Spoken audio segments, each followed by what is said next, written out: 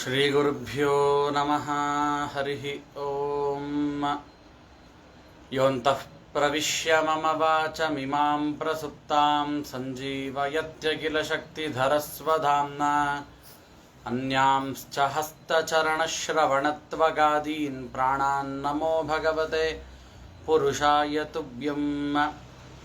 ಶ್ರಿಯಃ ಪತ್ಯೆ ನಿತ್ಯಾ ಗಣಿತ ಗುಣಮಾಣಿಕ್ಯ ವಿಶದ ಪ್ರಭಾ ಜಾಲೋಲ್ಲಾಸೋಪಹತ ಸಕಲಾವದ್ಯತಮಸೆ ಜಗಜ್ಜನ್ಮಸ್ಥೇಮ ಪ್ರಲಯ ರಚನಾಶೀಲ ವಪುಷೇ ನಮೋ ಶೇಷಾಂನಾಯ ಸ್ಮೃತಿ ಹೃದಯ ದೀಪ್ತಾಯ ಹರಯೇ.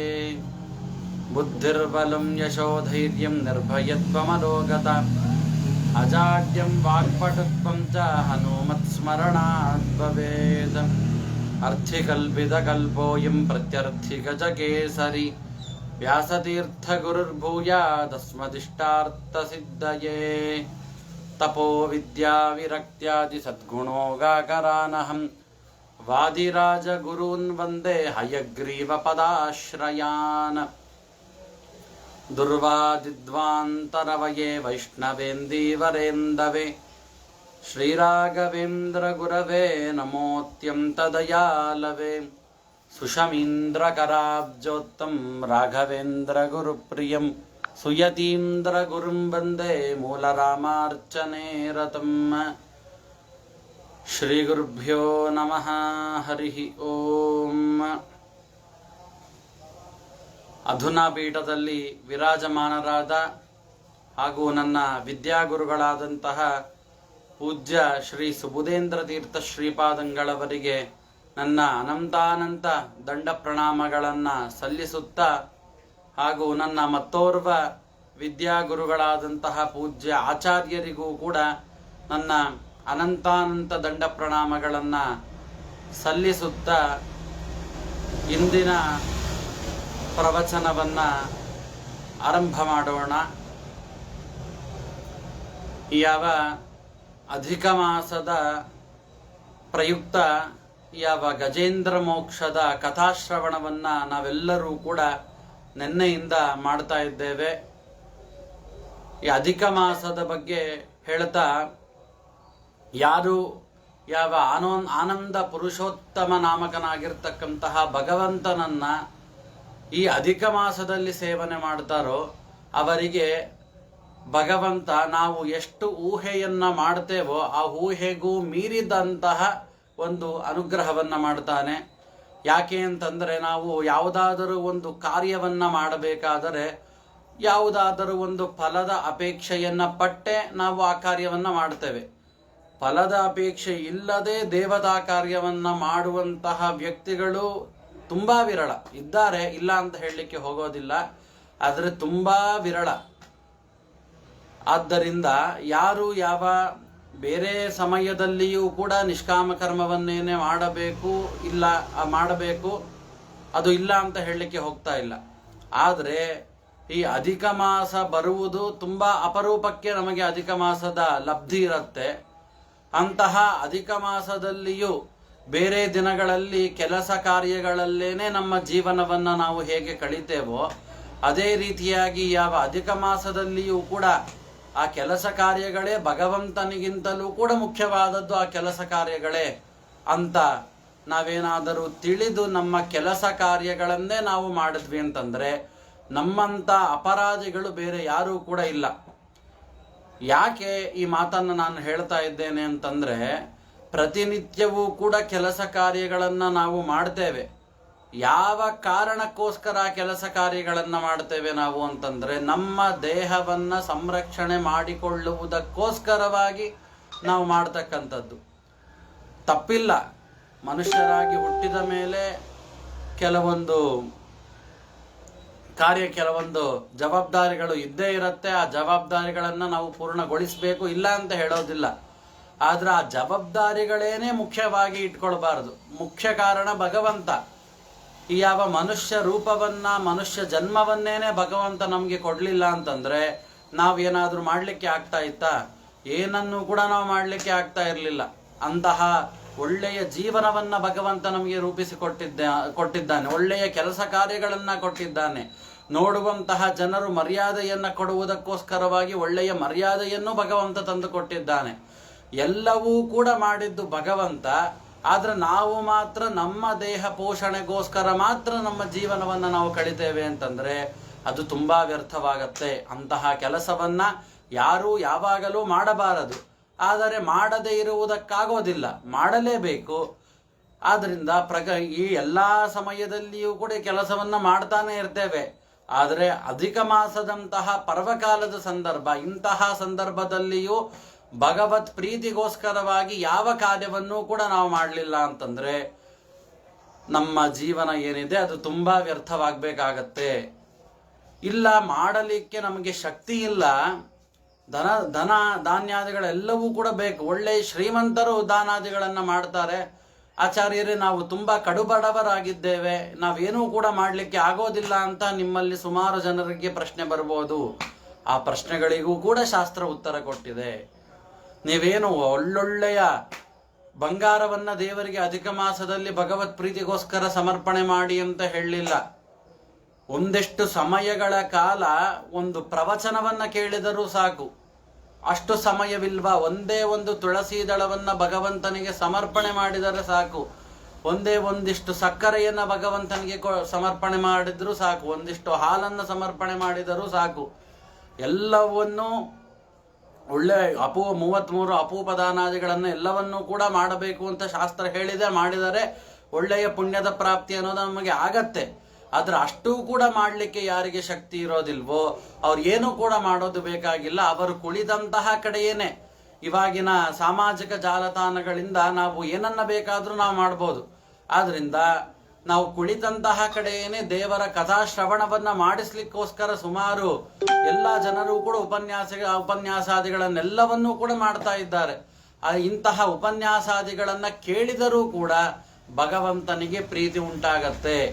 ಭಗವಂತ ನನಗೆ ದುಡ್ಡಿನಿಂದಲೇನೆ ನನ್ನ ಸೇವೆಯನ್ನ ಮಾಡಬೇಕು ಅಂತ ಯಾವತ್ತೂ ಕೂಡ ಭಗವಂತ ಹೇಳಿಲ್ಲ. ನಿಮಗೆ ಯಾವ ರೀತಿಯಾಗಿ ನಿಮಗೆ ಆಗತ್ತೋ, ಮುಖ್ಯವಾದ ಉದ್ದೇಶ ಏನು, ಅಲ್ಲಿ ಭಕ್ತಿ ಇರಬೇಕು. ಭಕ್ತಿ ಇಲ್ಲದೆ ದುಡ್ಡಿನಿಂದ ಮಾಡು, ದುಡ್ಡಿಲ್ಲದೆ ಮಾಡು, ಪ್ರವಚನವನ್ನ ಕೇಳು ಬಿಡು, ಏನನ್ನ ಮಾಡಿದರೂ ಮುಖ್ಯವಾಗಿ ಇರಬೇಕಾಗಿದ್ದದ್ದು ಭಕ್ತಿ. ಇಂತಹ ಭಕ್ತಿ ಏನೇ ಇರಲಿಲ್ಲ ಅಂತಂದ್ರೆ ನಾವು ಏನನ್ನೂ ಕೂಡ ನಾವು ಮಾಡಲಿಕ್ಕೆ ಆಗೋದಿಲ್ಲ. ಆದ್ದರಿಂದಾಗಿ ಭಕ್ತಿಯಿಂದ ಯಾವ ಅಧಿಕ ಮಾಸ ಇನ್ನೇನು ಮುಗಿಯೋದಕ್ಕೆ ಬಂದಿದೆ, ಇನ್ನು ಸ್ವಲ್ಪ ದಿನಗಳು ಮಾತ್ರ ಉಳಿದಿದೆ.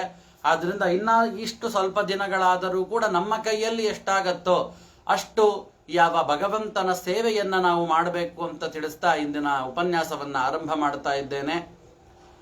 ಯಾವ ಗಜೇಂದ್ರ, ಎಂತಹ ಗಜೇಂದ್ರನ ಪ್ರಾಬಲ್ಯ ಹೇಗಿತ್ತು ಅನ್ನೋದನ್ನ ನಾನು ನೆನ್ನೆನೆ ನಿಮಗೆ ತಿಳಿಸ್ಕೊಟ್ಟಿದ್ದೆ. ಕಾಡಿನ ರಾಜ ಸಿಂಹವನ್ನ ಕಾಡಿನ ರಾಜ ಅಂತ ಕರೀತಾರೆ. ಈ ಸಿಂಹ, ಹುಲಿ, ಚಿರತೆ ಎಲ್ಲವೂ ಕೂಡ ತನಗಿಂತಲೂ ಕೂಡ ಪ್ರಾಬಲ್ಯದಲ್ಲಿ ಕಡಿಮೆ ಇರ್ತಕ್ಕಂತಹ ಯಾವ ಮೊಲ, ನರಿ, ನಾಯಿ, ಕಪಿ ಇತ್ಯಾದಿ ಎಲ್ಲಾ ಪ್ರಾಣಿಗಳನ್ನ ಅದರ ಸ್ವಾಭಾವಿಕವಾದ ಗುಣ ಅವುಗಳನ್ನ ಸಂಹಾರ ಮಾಡಿಕೊಂಡು ಅದನ್ನೇ ಊಟವನ್ನಾಗಿ ಸ್ವೀಕಾರ ಮಾಡುವುದೇ ಅದರ ಸ್ವಾಭಾವಿಕವಾದ ಗುಣ. ಆದರೆ ದುರ್ಬಲವಾಗಿರ್ತಕ್ಕಂತಹ ಯಾವ ಪ್ರಾಣಿಗಳೇನಿದೆ ಆ ಪ್ರಾಣಿಗಳೆಲ್ಲವೂ ಕೂಡ ಏನನ್ನ ಮಾಡ್ತಾ ಇತ್ತು ಅಂತಂದ್ರೆ, ನಾವು ಒಬ್ಬರೇ ಹೋದರೆ ಈ ಸಿಂಹಾದಿಗಳೆಲ್ಲವೂ ಕೂಡ ನಮ್ಮನ್ನ ಸಂಹಾರ ಮಾಡಿಬಿಡ್ತವೆ ಅಂತ ಗಜೇಂದ್ರನ ಹಿಂದೆ ಹೋಗ್ತಿತ್ತಂತೆ.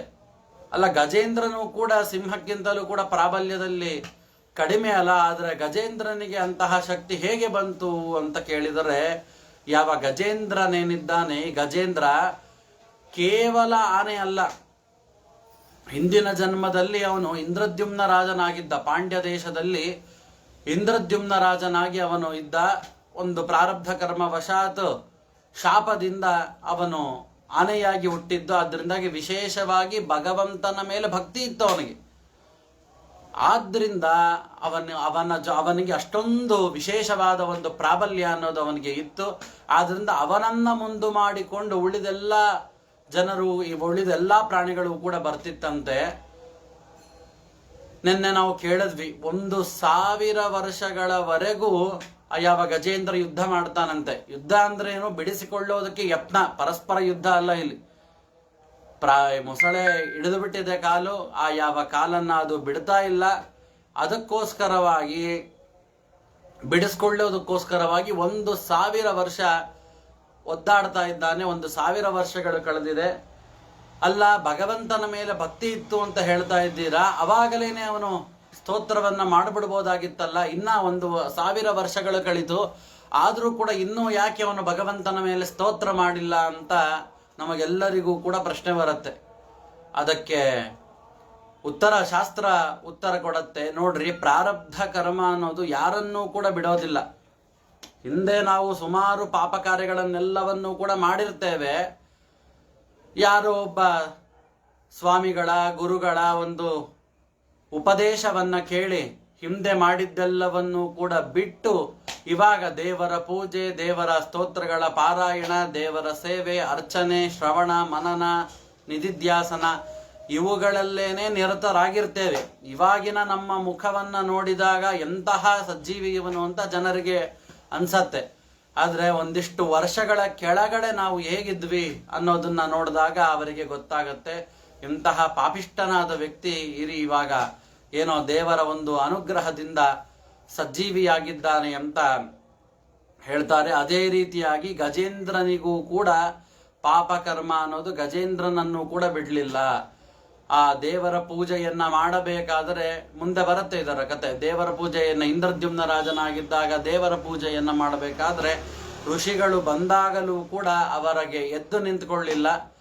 ಇದೇ ಮೊದಲಾದ ಸುಮಾರು ಪಾಪ ಕಾರ್ಯಗಳು ಗೊತ್ತಿದ್ದು ಸಾವಿರಾರು, ಗೊತ್ತಿಲ್ಲದೆ ಲಕ್ಷಾಂತರ ಪಾಪ ಕಾರ್ಯಗಳನ್ನ ಪ್ರತಿನಿತ್ಯವೂ ಕೂಡ ನಾವು ಮಾಡೇ ಮಾಡ್ತೇವೆ. ನಾವು ಎಷ್ಟು ಪಾಪ ಕಾರ್ಯಗಳನ್ನ ನಾವು ಮಾಡ್ತೇವೆ ಅಂತಂದ್ರೆ, ವಿಜಯೇಂದ್ರ ತೀರ್ಥರು ಪಾಪ ವಿಮೋಚನ ಸ್ತುತಿ ಎಂಬುದಾಗಿ ಒಂದು ಪಾಪ ವಿಮೋಚನ, ನಾವು ಮಾಡುವ ಪಾಪಗಳನ್ನ ಯಾವ ರೀತಿಯಾಗಿ ಪರಿಹಾರ ಮಾಡಿಕೊಳ್ಬೇಕು ಅಂತ ಹೇಳಿರ್ತಕ್ಕಂತಹ ಸ್ತೋತ್ರ ಪಾಪ ವಿಮೋಚನ ಸ್ತುತಿ ಎಂಬುದಾಗಿ. ಅದನ್ನ ಒಂದು ಬಾರಿ ನಾವು ಅಧ್ಯಯನ ಮಾಡಿದರೆ, ಒಂದು ಬಾರಿ ಓದಿದರೆ ಕೂಡ ಸಾಕು, ಎಷ್ಟು ಪಾಪಗಳನ್ನ ನಾವು ಮಾಡ್ತೇವೆ ಅಂತ ಹೇಳ್ತಾರೆ. ಅಲ್ಲಿ ಹೇಳ್ತಾರೆ, ಮಮ ಪಾಪ ಸಮಾನ ಪಾಪಕರ್ತ ಪುರುಷೋ ನಾಸ್ತಿ ನಾಸ್ತಿ ನಾಸ್ತಿ ನಾಸ್ತಿ ಅಂತ. ಅಂತಹ ವಿಜಯೇಂದ್ರ ತೀರ್ಥರು ಹೇಳ್ತಕ್ಕಂತಹ ಮಾತು, ನನ್ನಷ್ಟು ಪಾಪಗಳನ್ನ ಮಾಡತಕ್ಕಂತಹ ವ್ಯಕ್ತಿ ಇಡೀ ಭೂಮಂಡಲದಲ್ಲಿ ಯಾವ ಪುರುಷನೂ ಕೂಡ ಇಲ್ಲ ಅಂತ. ಅಂತಹ ಒಳ್ಳೆಯ ಸಜ್ಜೀವಿಗಳು ವಿಜಯೇಂದ್ರ ತೀರ್ಥರು, ದೇವತಾ ಮನುಷ್ಯರವರೆಲ್ಲರೂ ಕೂಡ. ಅಂತಹ ವ್ಯಕ್ತಿಗಳೇನೆ ಈ ರೀತಿಯಾಗಿ ಹೇಳಿರ್ಬೇಕಾದ್ರೆ ಮನುಷ್ಯಾಧಮರು, ತಾಮಸೋತ್ತಮರು ನಾವೆಲ್ಲರೂ ಕೂಡ ಹೇಳಬೇಕಾದ್ರೆ, ಅಂತಹ ನಮ್ಮಂತಹ ಮನುಷ್ಯರು ಮಾಡಿರ್ತಕ್ಕಂತಹ ಪಾಪಗಳನ್ನ ಲೆಕ್ಕ ಮಾಡಲಿಕ್ಕೆ ಸಂಖ್ಯೆಗಳೇನೆ ಸಾಕಾಗೋದಿಲ್ಲ. ಅಷ್ಟು ಪಾಪ ಕಾರ್ಯಗಳನ್ನ ನಾವು ಪ್ರತಿನಿತ್ಯವೂ ಕೂಡ, ಜೀವನದಲ್ಲಿ ಒಂದು ಬಾರಿ ಅಲ್ಲ, ಪ್ರತಿನಿತ್ಯವೂ ಕೂಡ ಮಾಡಿರ್ತೇವೆ. ಆ ಪಾಪ ಕರ್ಮ ಯಾವತ್ತೂ ಕೂಡ ನಮ್ಮನ್ನ ಬಿಟ್ಟು ಹೋಗೋದಿಲ್ಲ. ಪ್ರಾರಬ್ಧ ಕರ್ಮವನ್ನ ನಾವು ಭೋಗಿಸಲೇಬೇಕು. ಪ್ರಾರಬ್ಧ ಕರ್ಮವನ್ನ ದಾಟಿ ಹೋಗ್ತೇವೆ ಅಂತ ಹೇಳಲಿಕ್ಕೆ ಆಗೋದಿಲ್ಲ. ಆದ್ರಿಂದ ಯಾವ ಗಜೇಂದ್ರನೂ ಕೂಡ ಈ ರೀತಿಯಾಗಿ ಪಾಪ ಕಾರ್ಯಗಳನ್ನ ಮಾಡಿದ್ದರಿಂದ ಪ್ರಾರಬ್ಧ ಕರ್ಮವನ್ನ ಅನುಭವಿಸಬೇಕಾಗಿತ್ತು 1,000 ವರ್ಷಗಳ ಕಾಲ. 1,000 ವರ್ಷಗಳ ಕಾಲ ಅದನ್ನ ಅನುಭವಿಸ್ತಾನಂತೆ. ಅನುಭವಿಸಿದ ಮೇಲೆ ಅವನಿಗೆ ಬರುತ್ತೆ, ಜೀವನದಲ್ಲಿ ಎಷ್ಟು ಒದ್ದಾಡ್ಬಿಟ್ಟೆಪ್ಪ ನಾನು, ನನ್ನ ಹೆಂಡತಿ, ನನ್ನ ಮಕ್ಕಳು, ನನ್ನ ತಂದೆ ತಾಯಿಗಳು, ನನ್ನ ಚಿಕ್ಕಪ್ಪ ದೊಡ್ಡಪ್ಪಂದಿರು, ಅವರ ಮಕ್ಕಳು, ಇವರಿಗೋಸ್ಕರವೇನೆ ನನ್ನ ಜೀವನವನ್ನ ಮೀಸಲಿಟ್ಟುಬಿಟ್ಟೆ ನಾನು. ನನ್ನ ಈ ಜೀವವನ್ನ ಕೊಟ್ಟಂತಹವನು ಭಗವಂತ. ಆದ್ರೆ ಆ ಭಗವಂತನನ್ನ ನಾನು ಸ್ತೋತ್ರ ಮಾಡದೆ ಲೌಕಿಕರಾದ ಈ ಜನ್ಮಕ್ಕೆ ಮಾತ್ರ ಮೀಸಲಾಗಿರ್ತಕ್ಕಂತಹ, ಅದರಲ್ಲೂ ಸಹಾಯ ಮಾಡ್ತಾರೋ ಮಾಡಲ್ವೋ ಅನ್ನುವಂತಹ ಒಂದು ಸಂದೇಹ ಇರುತ್ತೆ. ಎಲ್ಲರೂ ಕೂಡ ಸಹಾಯವನ್ನ ಮಾಡೋದಿಲ್ಲ, ಕೆಲವು ವ್ಯಕ್ತಿಗಳು ಮಾತ್ರ ಸಹಾಯ ಮಾಡೋದು, ಅದು ಕೂಡ ಲೌಕಿಕವಾಗಿರ್ತಕ್ಕಂತಹ ಸಹಾಯ. ಇಷ್ಟು ಸಹಾಯ ಮಾಡಿರ್ತಕ್ಕಂತಹ ಇವರನ್ನ ನಾನು ಈ ರೀತಿಯಾಗಿ ನೋಡ್ಕೊಳ್ಬೇಕಾದ್ರೆ, ಪ್ರತಿ ಜನ್ಮದಲ್ಲಿಯೂ ಕೂಡ ನನಗೆ ಸಹಾಯವನ್ನ ಮಾಡ್ತಾ ಇರ್ತಕ್ಕಂತಹ ಯಾವ ಭಗವಂತನನ್ನ ನಾನು ಎಷ್ಟು ಸ್ನೇಹ ಮಾಡಬೇಕು, ಭಗವಂತನನ್ನ ಎಷ್ಟು ಪೂಜನೆ ಮಾಡಬೇಕು. 1,000 ವರ್ಷಗಳ ಕಾಲ ಹೆಂಡತಿ ಮಕ್ಕಳು ಕಾಪಾಡ್ತಾರೆ ಅಂತ ಕಾಯ್ತಾ ಕೂತಿದ್ದೀನಿ. ಯಾವ ಹೆಂಡತಿ ಮಕ್ಕಳು ಕೂಡ ನನ್ನನ್ನ ಕಾಪಾಡಲಿಲ್ಲ. ಏನ್ ಮಾಡೋದು ಅಂತ ಆಲೋಚನೆ ಮಾಡಿದೆ. ಏನು ನನ್ನ ಜೀವನವೇನು ಈ ರೀತಿಯಾಗಿ ಆಯ್ತಲ್ಲ, ಇನ್ನೇನು ನನ್ನ ಕತೆ ಮುಗಿಲಕ್ಕೆ ಬಂದಿದೆ, ಇನ್ನ ನನಗೆ ನನ್ನ ಮರಣ ಹತ್ತಿರ ಬಂದಿದ್ದೇನೋ ಅಂತ ಅನಿಸ್ಬಿಡ್ತಂತೆ. ಅವಾಗ ಭಗವಂತನ ಒಂದು ಅನುಗ್ರಹದಿಂದ, ಪೂರ್ವ ಜನ್ಮದಲ್ಲಿ ಮಾಡಿರ್ತಕ್ಕಂತಹ ಒಂದು ಪುಣ್ಯ ಕಾರ್ಯಗಳಿಂದ ಅವನಿಗೆ ಭಗವಂತನ ಮೇಲೆ ಸ್ತೋತ್ರ ಮಾಡಬೇಕು ಅಂತ ಅವಾಗ ಗೊತ್ತಾಗತ್ತಂತೆ. ಆಗ ಭಗವಂತನನ್ನ ಸ್ತೋತ್ರ ಮಾಡ್ತಾನೆ. ಓಂ ನಮೋ ಭಗವತೆ ತಸ್ಮೈ ಯತಯೇತಚ್ಛಿದಾತ್ಮಕಂ ಪುರುಷಾಯಾದಿ ಬೀಜಾಯ ಪರೇಶಾಯ ಹಿ ಧೀಮಹಿ ಅಂತ. ನೋಡ್ರಿ, ನಮ್ಮ ಭಗವಂತ ಎಂಥವನು ಅಂತಂದರೆ ಗಜೇಂದ್ರನಿಂದ ಮಾಡಲ್ಪಟ್ಟಂತಹ ಸ್ತುತಿ ತುಂಬಾ ಉತ್ತಮವಾಗಿರ್ತಕ್ಕಂಥದ್ದು. ಭಗವಂತನ ಸರ್ವೋತ್ತಮತ್ವ ಭಗವಂತನಿಗೆ ಹೇಗೆ ಬಂತು, ಅವನನ್ನ ಯಾಕೆ ಸರ್ವಜ್ಞ ಅಂತ ಕರೀತಾರೆ, ಎಲ್ಲವೂ ಕೂಡ ಈ ಗಜೇಂದ್ರ ಮಾಡಿರ್ತಕ್ಕಂತಹ ಒಂದು ಸ್ತೋತ್ರದಿಂದ ನಮಗೆ ಗೊತ್ತಾಗ್ತದೆ. ಓಂ ನಮೋ ಭಗವತೆ ತಸ್ಮೈ ಯತಯೇತಚ್ಛಿದಾತ್ಮಕಂ ಅಂತ ಹೇಳ್ತಾರೆ. ಅಂದರೆ ನನ್ನ ಏನಿದ್ದಾನೆ ಅವನು ಸಕಲ ಗುಣಗಳಿಂದಲೂ ಕೂಡ ಪರಿಪೂರ್ಣನಾಗಿದ್ದಾನೆ. ಹೇಗೆ ಪರಿಪೂರ್ಣನಾಗಿದ್ದಾನೆ ಅಂತಂದ್ರೆ, ಇವಾಗ ಈ ಗುಣಗಳಿದೆ ಅವನಲ್ಲಿ, ಮುಂದೆ ಗುಣಗಳು ಇರೋದಿಲ್ವೇನೋ ಅಂತ ಯಾರಿಗಾದ್ರೂ ಸಂಶಯ ಬಂದ್ರೆ ಅದಕ್ಕೆ ಉತ್ತರ ಕೊಡ್ತಾರೆ, ಇಲ್ಲ, ದೇಶತಃ ಕಾಲತಃ ಸಕಲ ದೇಶಗಳಲ್ಲಿಯೂ ಸಕಲ ಕಾಲಗಳಲ್ಲಿಯೂ ಅವನು ಗುಣಪೂರ್ಣನಾಗಿದ್ದಾನೆ. ಅಂದ್ರೆ ಇವಾಗ ಈ ಪ್ರದೇಶದಲ್ಲಿರ್ತಕ್ಕಂತಹ ಭಗವದ್ ರೂಪ ಮಾತ್ರ ಗುಣಪರಿಪೂರ್ಣ, ಬೇರೆ ರೂಪಗಳು ಗುಣಪರಿಪೂರ್ಣ ಅಲ್ಲ ಅಂತ ಅಲ್ಲ. ಭಗವಂತನ ಯಾವ ಯಾವ ಅವತಾರಗಳಿದೆಯೋ, ಭಗವಂತನ ಯಾವ ಯಾವ ರೂಪಗಳಿದೆಯೋ ಎಲ್ಲ ರೂಪಗಳು ಕೂಡ ಗುಣಗಳಿಂದ ಪರಿಪೂರ್ಣವಾಗಿದೆ. ಎಲ್ಲ ಕಾಲದಲ್ಲಿಯೂ ಭಗವಂತ ಇದೇ ರೀತಿಯಾಗೇನೆ ಇರ್ತೇನೆ. ನಮ್ಮ ಥರ ಅಲ್ಲ, ನಾವು ಇವತ್ತು ಒಬ್ರಿಗೆ ಒಳ್ಳೇದು ಮಾಡಿದ್ರೆ ನಾಳೆ ಕೆಟ್ಟದ್ದು ಮಾಡ್ತೇವೆ, ಆ ರೀತಿ ಆಗಲ್ಲ. ಯಾವಾಗಲೂ ಕೂಡ ಒಂದೇ ರೀತಿಯಾಗಿ ಇರ್ತಕ್ಕಂಥವನು ಯಾವ ಭಗವಂತ, ಮತ್ತು ಯಾವ ಸೃಷ್ಟಿಗೆ ಮೂಲಭೂತನಾಗಿದ್ದಾನೆ ಅಂತಹ. ಇನ್ನು ಅಷ್ಟೇ ಅಲ್ಲ, ಪುರುಷಾಯ ಆದಿಬೀಜಾಯ ಪರೇಶಾಯ ಹಿ ಧೀಮಹಿ ಅಂತ ಹೇಳ್ತಾರೆ. ಅಂತಹ ಯಾವ ಭಗವಂತನೇನಿದ್ದಾನೆ ನಮಗೆ ಪರೇಶಾಯ ಹಿ ಧೀಮಹಿ ಅಂತ ಹೇಳಿದ್ರು. ಅಂದರೆ ಇಲ್ಲಿ ಯತಯೇತಚ್ಛಿದಾತ್ಮಕಂ ಅಂತ ಮೊದಲನೇದು. ಏನು ಚಿದಾತ್ಮಕಂ ಅಂತಂದ್ರೆ ಮೋಕ್ಷವನ್ನ ಕೊಡ್ತಾನೆ ಭಗವಂತ. ಎಂತಹ ಮೋಕ್ಷವನ್ನ ಭಗವಂತ ಕೊಡೋದು ಅಂದ್ರೆ ಚಿದಾತ್ಮಕಂ ಯಸ್ಯ, ಅಂದ್ರೆ ಯಾವ ಚಿತ್ಸ್ವರೂಪದ ಆನಂದ, ನಮ್ಮ ಸ್ವರೂಪದ ಭಗವಂತನ ಸ್ವರೂಪದ ಜ್ಞಾನವಾದರೆ ಅವಾಗ ನಮಗೆ ಒಂದು ಆನಂದ ಆಗತ್ತೆ. ಆ ಯಾವ ಆನಂದವೇನೇ ಮೋಕ್ಷ. ಇಂತಹ ಆನಂದಮಯವಾಗಿರ್ತಕ್ಕಂತಹ ಯಾವ ಮೋಕ್ಷವಿದೆಯೋ ಆ ಮೋಕ್ಷವನ್ನ ನಮ್ಮ ಭಗವಂತ ಕೊಡ್ತಾನೆ.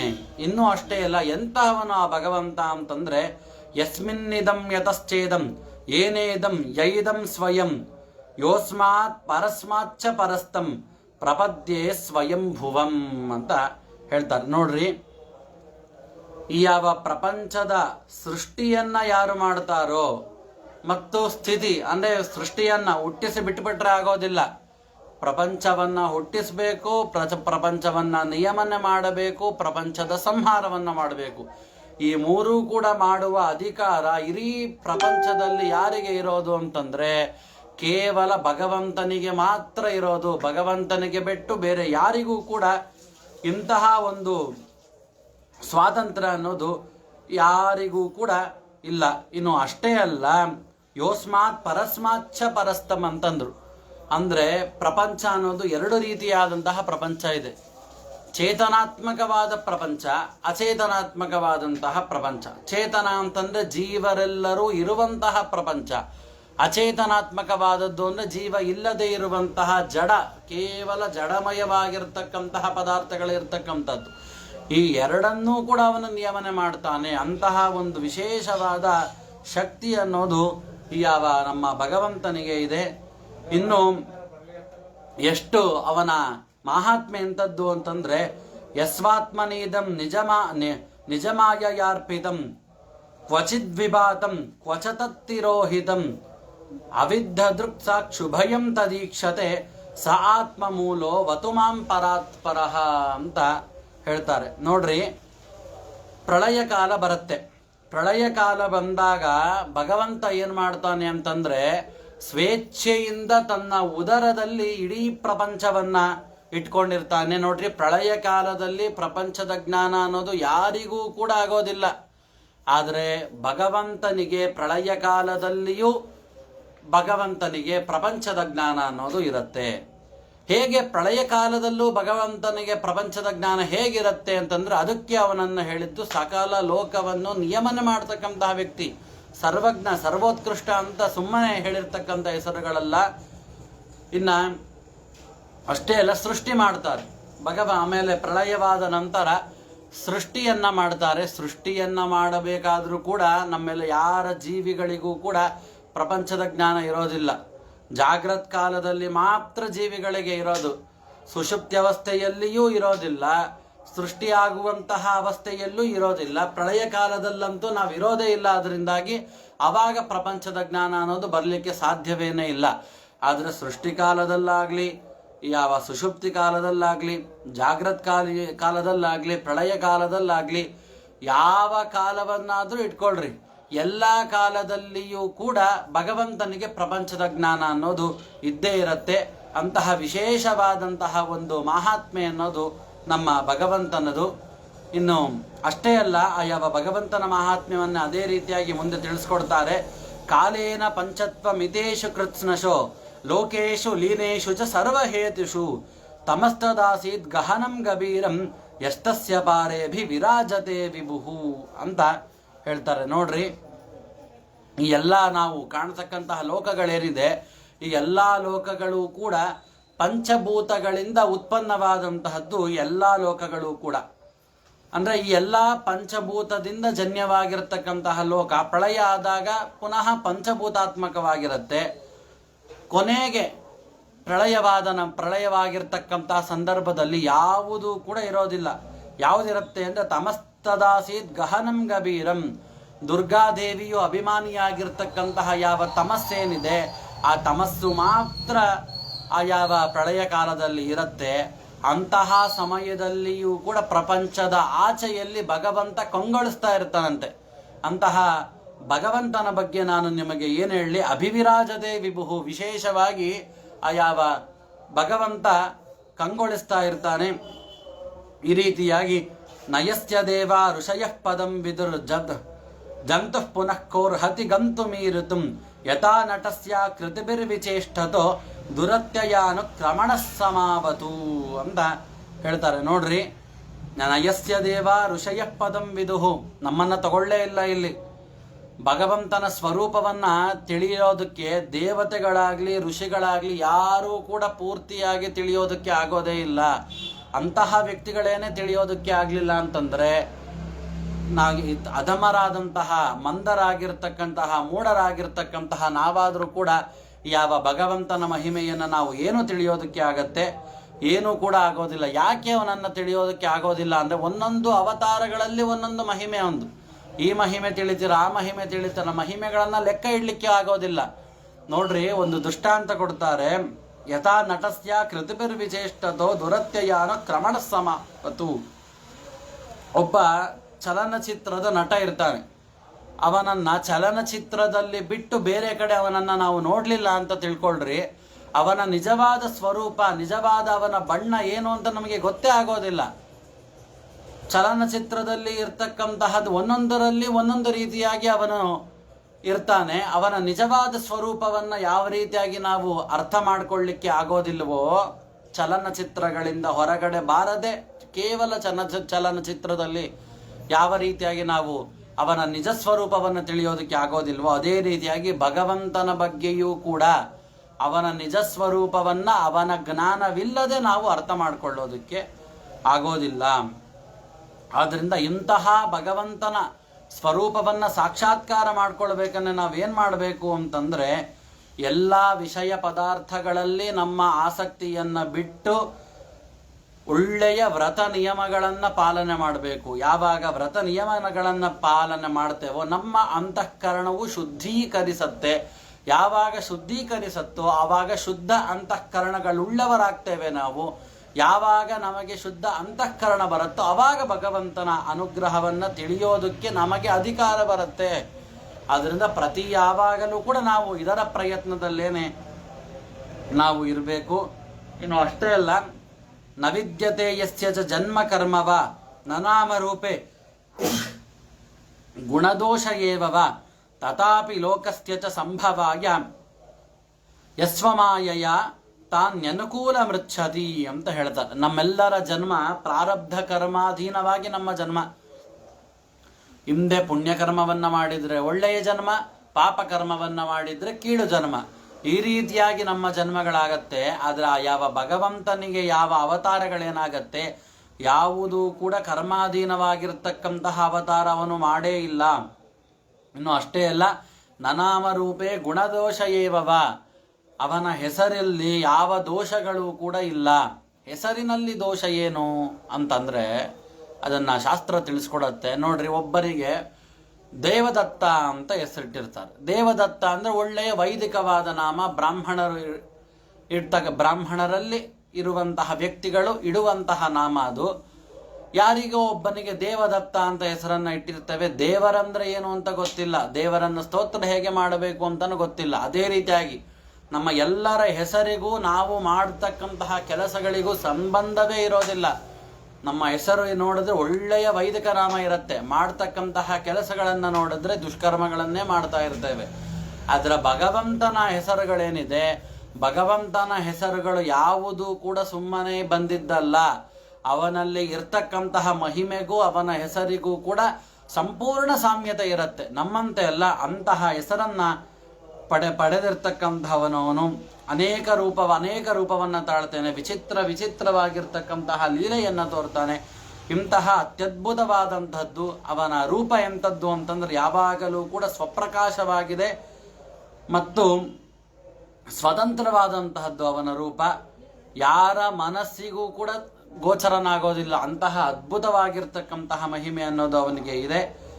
ಆದ್ದರಿಂದ ಇಂತಹ ನಮಃಶಾಂತಾಯ ಘೋರಾಯ ಮೂಢಾಯ ಗುಣಕರ್ಮಣೆ ನಿರ್ವಿಶೇಷಾಯ ಸಾಮ್ಯಾಯ ನಮೋ ಜ್ಞಾನ ಘನಾಯ ಚ.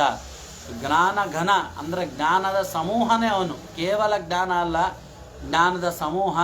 ಸಜ್ಜನರಿಗೆ ಸಾತ್ವಿಕವಾದ ಗುಣವನ್ನು ತಂದು ಕೊಡ್ತಕ್ಕಂತಹ ವ್ಯಕ್ತಿ.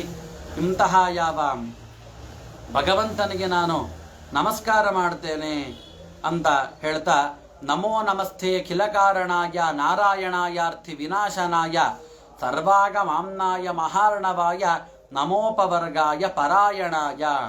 ಅಂದರೆ ಯಾವ ಪ್ರಪಂಚಕ್ಕೆ ಮೂಲಭೂತ ಕಾರಣನಾಗಿರ್ತಕ್ಕಂಥವನು, ಎಲ್ಲರ ದುಃಖವನ್ನು ನಾಶ ಮಾಡತಕ್ಕಂತಹ ಯಾವ ಭಗವಂತನೇನಿದ್ದಾನೆ ಅವನನ್ನು ನಾನು ನಮಸ್ಕಾರ ಮಾಡ್ತೇನೆ. ಇನ್ನು ಅಷ್ಟೇ ಅಲ್ಲ, ಸರ್ವಾಗಮಾಮ್ನಾಯ ಮಹಾರ್ಣವಾಯ.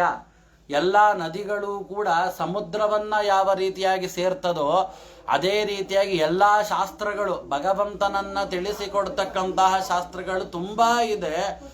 ಆ ಎಲ್ಲ ಶಾಸ್ತ್ರಗಳೆಲ್ಲವೂ ಕೂಡ ಎಲ್ಲಿ ಸೇರೋದು ಕೊನೆಗೆ ಅಂತಂದರೆ ಭಗವಂತನನ್ನೇ ಸೇರತ್ತೆ. ಅಂತಹ ಮಹಾ ಸಾಗರೋಪಮನಾಗಿರ್ತಕ್ಕಂತಹ ಭಗವಂತನಿಗೆ ನಾನು ನಮಸ್ಕಾರವನ್ನು ಮಾಡ್ತೇನೆ ಅಂತ ಹೇಳಿ, ಇನ್ನು ಅಷ್ಟೇ ಅಲ್ಲ, ಆ ಯಾವ ಭಗವಂತ ಎಷ್ಟು ಅನುಗ್ರಹವನ್ನ ಮಾಡ್ತಾನೆ ಅಂದ್ರೆ, ಎಂಧರ್ಮ ಕಾಮಾರ್ಥ ವಿಮುಕ್ತಿ ಕಾಮ ಭಜಂತ ಇಷ್ಟಾಂ ಗತಿಮಾಪ್ನುವಂತಿ ಕಿಂಚಾಶಿಶೋರಾತ್ಯಪಿ ದೇಹಮವ್ಯಯಂ ಕರೋದು ಮೇದ ಬ್ರದಯೋ ವಿಮೋಕ್ಷಣಂ. ನೋಡ್ರಿ, ನಾವು 4 ಪುರುಷಾರ್ಥಗಳನ್ನು ಕೇಳಿಕೊಂಡು ಸಕಲ ಕಾರ್ಯಗಳನ್ನು ಕೂಡ 4 ಪುರುಷಾರ್ಥಗಳನ್ನು ಕೇಳಿಕೊಂಡು ನಾವು ಮಾಡ್ತೇವೆ. ಧರ್ಮ, ಅರ್ಥ, ಕಾಮ, ಮೋಕ್ಷ. ಈ ಧರ್ಮಾರ್ಥ ಕಾಮ ಮೋಕ್ಷ ಎಲ್ಲವೂ ಕೂಡ ಭಗವಂತನ ಅನುಗ್ರಹವಿಲ್ಲದೆ ನಮಗೆ ಯಾವುದೂ ಕೂಡ ಬರೋದಿಲ್ಲ. ನೋಡ್ರಿ, ಧರ್ಮಾರ್ಥ ಕಾಮಗಳನ್ನೂ ನಮಗೆ ಕೊಡ್ತಾನೆ. ಅನಂತರ ಭಗವಂತನೊಟ್ಟಿಗೆ ಇರ್ತಕ್ಕಂತಹ ಮೋಕ್ಷ ರೂಪವಾದ ಫಲ. ಸಕಾಮ ಕರ್ಮಗಳನ್ನು ಮಾಡಿದರೂ ಅವನು ಸ್ವೀಕಾರವನ್ನು ಮಾಡ್ತಾನೆ, ನಿಷ್ಕಾಮ ಕರ್ಮಗಳನ್ನು ಮಾಡಿದರೂ ಸ್ವೀಕಾರ ಮಾಡ್ತಾನೆ. ಎಂತಹ ಉದಾರವಾದ ಸ್ವಭಾವ ನೋಡ್ರಿ. ನಿಷ್ಕಾಮ ಕರ್ಮವನ್ನು ಮಾಡಿದಾಗ ನಮಗೆ ಫಲದ ಅಪೇಕ್ಷೆ ಇರೋದಿಲ್ಲ, ಅವಾಗ ಫಲ ಕೊಡ್ತಾನೆ, ಅದನ್ನು ಒಪ್ಪೋಣ. ಆದರೆ ಫಲದ ಅಪೇಕ್ಷೆಯನ್ನ ಪಟ್ಟು ಕಾರ್ಯವನ್ನು ಮಾಡಿದರೂ ಕೂಡ ನಮಗೆ ಅದೇ ರೀತಿಯಾಗಿಯೇ ಭಗವಂತ ಅನುಗ್ರಹವನ್ನು ಮಾಡ್ತಾನೆ. ಆಯಿತು, ನಾವು ಎಲ್ಲ ಸಮಯದಲ್ಲಿಯೂ ಫಲದ ಅಪೇಕ್ಷೆಯಲ್ಲೇನೆ ಮಾಡಿಬಿಡ್ತೇವೆ ಆಚಾರ್ಯರೇ ಅಂದರೆ ಅದು ತುಂಬ ಅನರ್ಥಕಾರಿ. ಯಾವಾಗಲೂ ಕೂಡ ಫಲದ ಅಪೇಕ್ಷೆಯಿಂದ ನಾವು ಮಾಡಬಾರ್ದು. ಕೆಲವೊಮ್ಮೆ ಫಲದ ಅಪೇಕ್ಷೆಯಿಂದ ಮಾಡೋಣ, ಆದರೆ ಹೆಚ್ಚಾಗಿ ನಿಷ್ಕಾಮ ಕರ್ಮವನ್ನು ಮಾಡುವುದಕ್ಕೋಸ್ಕರವಾಗಿ ಆ ಯಾವ ಭಗವಂತನನ್ನು ನಾವು ಸ್ತೋತ್ರ ಮಾಡಬೇಕು. ಈ ರೀತಿಯಾಗಿ ವಿಶೇಷವಾಗಿ ಅವನು ಸ್ತೋತ್ರ ಮಾಡ್ತಾನಂತೆ. ಸ್ತೋತ್ರ ಮಾಡಿದಾಗ ಇವನ್ನ ಹೇಳ್ತಾರೆ ಮುಂದೆ, ವಿಶೇಷವಾಗಿ ಯಾರ ಒಂದು ಅನುಗ್ರಹದಿಂದ ಸಕಲ ಚರಾಚರಾತ್ಮಕವಾದಂತಹ ಪ್ರಪಂಚಗಳೆಲ್ಲವೂ ಕೂಡ ಇದೆಯೋ ಎಲ್ಲವೂ ಕೂಡ ಯಾವ ಭಗವಂತನ ಒಂದು ಅನುಗ್ರಹದಿಂದಲೇನೆ ಅಂತ ಈ ರೀತಿಯಾಗಿ ಮಾಡಿದಾಗ ಇಲ್ಲಿ ನಮಗೊಂದು ಪ್ರಶ್ನೆ ಬರುತ್ತೆ. ಏನು ಅಂತಂದರೆ, ಇಷ್ಟೊಂದು ಸ್ತೋತ್ರ ಮಾಡ್ತಾ ಇದ್ದಾನೆ, ಬ್ರಹ್ಮ ರುದ್ರಾದಿಗಳೆಲ್ಲರೂ ಯಾರಾದರೂ ಭಗವಂತನನ್ನ ಬಿಟ್ಟು ಲಕ್ಷ್ಮೀ ದೇವಿಯಿಂದ ಹಿಡಿದು ಎಲ್ಲ ದೇವತೆಗಳಿದಾರಲ್ಲಿ. ಯಾರಾದರೂ ಒಬ್ಬರು ಬಂದು ಭಗವಂತನಿಗೆ, ಯಾವ ಗಜೇಂದ್ರನಿಗೆ ಮುಕ್ತಿಯನ್ನು ಕೊಡ್ಬೋದಾಗಿತ್ತಲ್ಲ, ಯಾಕೆ ಗಜೇಂದ್ರನಿಗೆ ಯಾರೂ ಕೂಡ ಮುಕ್ತಿಯನ್ನು ಕೊಡಲಿಲ್ಲ ಅಂತ ಕೇಳಿದ್ರೆ ಅದಕ್ಕೆ ಈ ಯಾವ ಭಾಗವತದಲ್ಲಿ ಅದಕ್ಕೆ ಉತ್ತರವನ್ನು ಕೊಡ್ತಾರೆ. ಯಾಕೆ ಬರಲಿಲ್ಲ ಅಂದರೆ, ನೋಡ್ರಿ, ಇಲ್ಲೆಲ್ಲ ಇಷ್ಟೊತ್ತು ಗಜೇಂದ್ರ ಮಾಡಿರ್ತಕ್ಕಂಥ ಸ್ತೋತ್ರವನ್ನು ನಾವು ಕೇಳಿದ್ವಿ. ಎಲ್ಲದರಲ್ಲೂ ಕೂಡ ಸಾರ್ವಜ್ಞ, ಸ್ವಾತಂತ್ರ್ಯ, ಆದಿಕಾರಣತ್ವ, ಮೂಲ ಕಾರಣತ್ವ ಎಲ್ಲವೂ ಕೂಡ ಭಗವಂತನಿಗೆ ಸಂಬಂಧಪಟ್ಟದ್ದನ್ನ ಮಾತ್ರ ಹೇಳ್ದ. ಯಾಕೆ ಬೇರೆ ದೇವತೆಗಳನ್ನು ಹೇಳಲಿಲ್ಲ ಅಂತಂದ್ರೆ, ಬೇರೆ ಯಾವಾಗ ನಾವು ದೇವತೆಗಳನ್ನು ಯಾರನ್ನಾದ್ರೂ ಸ್ತೋತ್ರ ಮಾಡಬೇಕು ಅಂದ್ರೆ ಆ ಪೋಸ್ಟ್ಗಿಂತಲೂ ಕೂಡ ದೊಡ್ಡ ಪೋಸ್ಟ್ ಇರಬಾರ್ದು. ಅಂತಹ ವ್ಯಕ್ತಿಗಳನ್ನು ನಾವು ಸ್ತೋತ್ರ ಮಾಡಿದಾಗ ನಮ್ಮ ಕಾರ್ಯ ಜಯ ಆಗತ್ತೆ. ಅದಕ್ಕೋಸ್ಕರ ಗಜೇಂದ್ರ ಏನು ಮಾಡ್ದ, ನೇರವಾಗಿ ಭಗವಂತನ ಸ್ತೋತ್ರವನ್ನೇನೆ ಮಾಡ್ದ.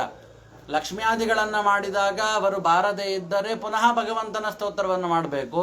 ಮೊದಲಿಗೇನೆ ಎಲ್ಲರಲ್ಲಿಯೂ ಕೂಡ ಇತರ ದೇವತೆಗಳು ಅನುಗ್ರಹ ಮಾಡಬೇಕು ಅಂದರೆ ಆ ಅನುಗ್ರಹ ಮಾಡುವುದಕ್ಕೆ ಭಗವಂತನ ಒಂದು ಅನುಗ್ರಹ ಇರಬೇಕು, ಭಗವಂತನ ಆದೇಶ ಇರಬೇಕು. ಇಲ್ಲದೆ ಬೇರೆ ದೇವತೆಗಳು ಯಾರೂ ಕೂಡ ಏನನ್ನೂ ಕೂಡ ಮಾಡಲಿಕ್ಕೆ ಆಗೋದಿಲ್ಲ. ಆದ್ದರಿಂದ ಭಗವಂತನನ್ನೇ ಸ್ತೋತ್ರ ಮಾಡಿರೋದ್ರಿಂದ ಯಾರೂ ಕೂಡ ಬರಲಿಲ್ಲ. ಈ ರೀತಿಯ ಗಜೇಂದ್ರ ದುಃಖದಿಂದ ಸ್ತೋತ್ರವನ್ನ ಮಾಡಿದಾಗ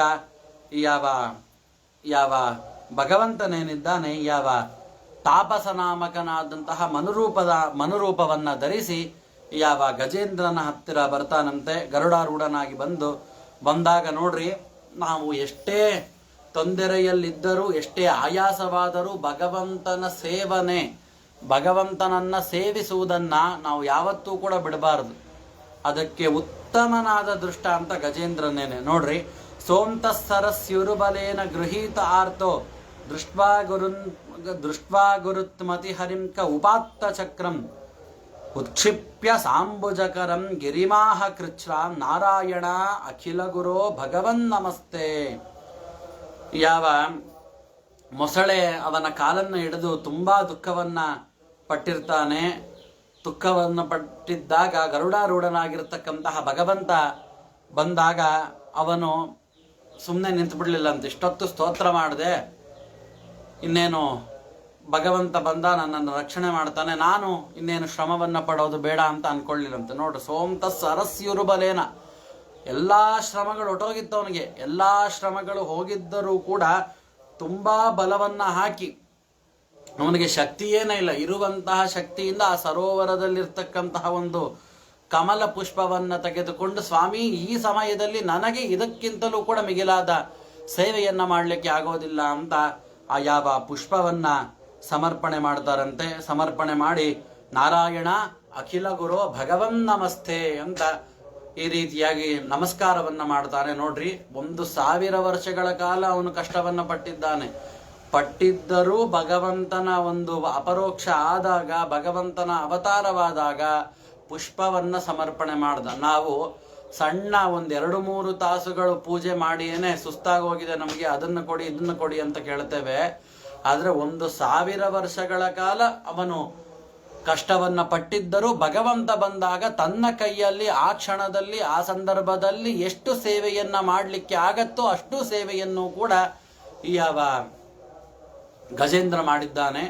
ಈ ರೀತಿಯಾಗಿ ಮುಂದೆ ಆ ಯಾವ ತಾಪಸ ರೂಪನಾಗಿರ್ತಕ್ಕಂತಹ ಭಗವಂತ ಯಾವ ರೀತಿಯಾಗಿ ಮೊಸಳೆಯ ಸಂಹಾರವನ್ನ ಮಾಡ್ತಾರೆ ಅನ್ನೋದನ್ನ ಮುಂದೆ ತಿಳಿಸಿಕೊಡ್ತಾರೆ. ಇನ್ನು ಇಷ್ಟೊತ್ತು ಕೇಳಿರ್ತಕ್ಕಂತಹ ಉಪನ್ಯಾಸವನ್ನ ಭಾರತೀ ರಮಣ ಮುಖ್ಯ ಪ್ರಾಣಾಂತರದ ಸೀತಾಪತಿ ಶ್ರೀಮನ್ ಮೂಲರಾಮಚಂದ್ರ ಭಿನ್ನರಾದ ನಮ್ಮ ಕುಲದೇವರಾದ ಪದ್ಮಾವತಿ ಸಮೇತ ಲಕ್ಷ್ಮೀ ವೆಂಕಟೇಶ್ವರ ದೇವರಲ್ಲಿ ಅರ್ಪಣೆ ಮಾಡ್ತಾ ಇದ್ದೇನೆ. ಉಪನ್ಯಾಸವನ್ನು ಮುಗಿಸ್ತಾ ಇದ್ದೇನೆ. ಶ್ರೀಕೃಷ್ಣಾರ್ಪಣಮಸ್ತು.